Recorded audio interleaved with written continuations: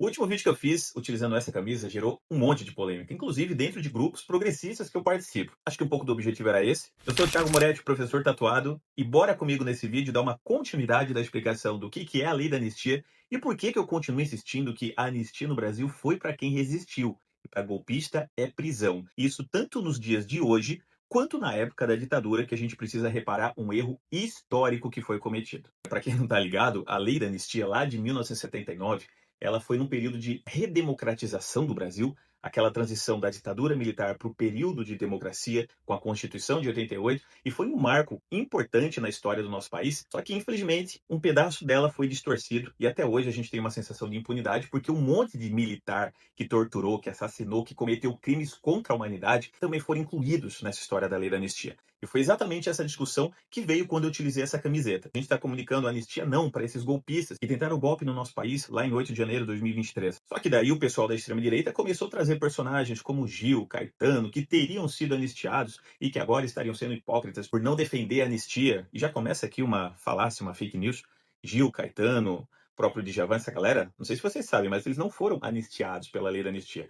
Eles tiveram um alto exílio, em algum momento foram presos na ditadura militar, perseguidos, censurados, mas voltaram para o Brasil antes da lei da anistia. Então só fica aqui para vocês entenderem como que funciona essa desinformação. Mas sim, o Lula lá na época fez campanha pela anistia. O time do Corinthians na época, a democracia corintiana, lembra? Vários jogadores, muita gente das artes, da cultura fez campanha pela anistia, mas para as pessoas que haviam resistido à ditadura militar, como o Leonel Brizola, Miguel Arraes, Luiz Carlos Prestes, o Betinho, o sociólogo, lembram dele? Paulo Freire. Por que é importante esses marcos, galera? Porque não é só um processo político, mas também existe uma reparação, inclusive financeira, para as famílias dessas pessoas que tiveram seus direitos restringidos na época da ditadura. O problema, e aí que entra essa discussão, é que os militares que fizeram o golpe também foram anistiados. Mas deixo bem claro isso aqui, galera, isso está errado. E como em outros países também aconteceu, eles precisam ser julgados pelos seus atos. Isso foi na Argentina, isso aconteceu no Chile. Aliás, no Chile teve um processo muito parecido com o do Brasil, com uma lei de anistia, só que tempos depois, os tribunais superiores do Chile tiraram esse entendimento e estão julgando os militares da época da ditadura chilena. Isso precisa acontecer no Brasil também. E está acontecendo uma tentativa,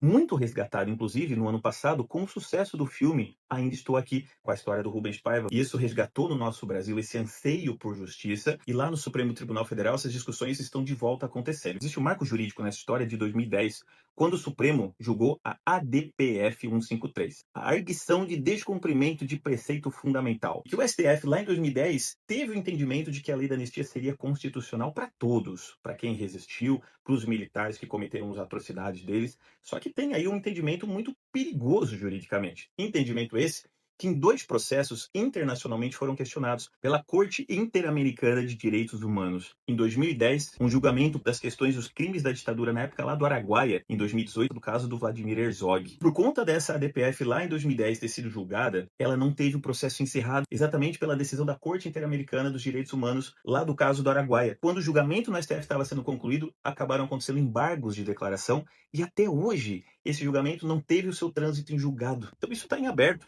por questões de crimes de entendimento que não podem entrar no conceito da lei da anistia, porque são crimes que extrapolam essa questão. A gente está falando de tortura, ocultação de cadáver, um monte de coisa que infelizmente foi passado pano aí no nosso Brasil, e um monte de militar teve esse processo anistiado, continua trabalhando nas Forças Armadas, recebendo dinheiro até hoje, eles, os seus familiares. Para resumir tudo isso, está em aberto essa questão, e agora que a gente está nessa discussão de que não pode anistiar essa galera que tentou golpe contra a nossa democracia de novo, e vocês percebem que é sempre um efeito cascata, se não foi punido lá, continua tentando as mesmas coisas, isso é histórico no nosso país, infelizmente, está na hora da gente tomar essa decisão. Então essa camisa significa exatamente isso.